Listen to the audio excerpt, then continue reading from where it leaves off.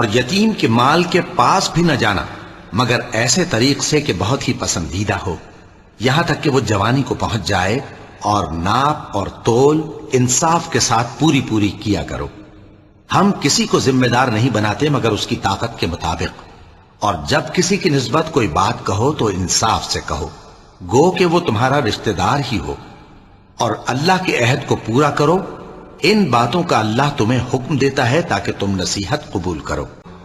اور مدین کی طرف ان کے بھائی شعیب کو بھیجا تو انہوں نے کہا، اے قوم، اللہ ہی کی عبادت کرو، اس کے سوا تمہارا کوئی معبود نہیں۔ تمہارے پاس تمہارے پروردگار کی طرف سے نشانی آ چکی ہے، تو تم ناپ اور تول پوری کیا کرو، اور لوگوں کو چیزیں کم نہ دیا کرو، اور زمین میں اصلاح کے بعد خرابی نہ کرو۔ اگر تم صاحب ایمان ہو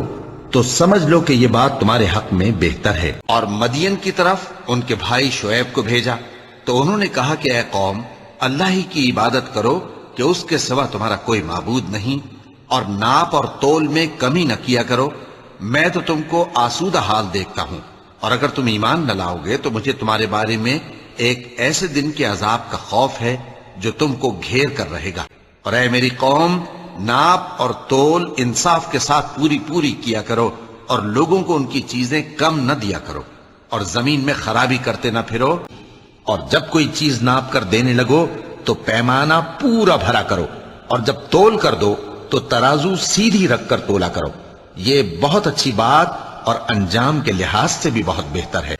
ناپ اور تول میں کمی کرنے والوں کے لیے خرابی ہے،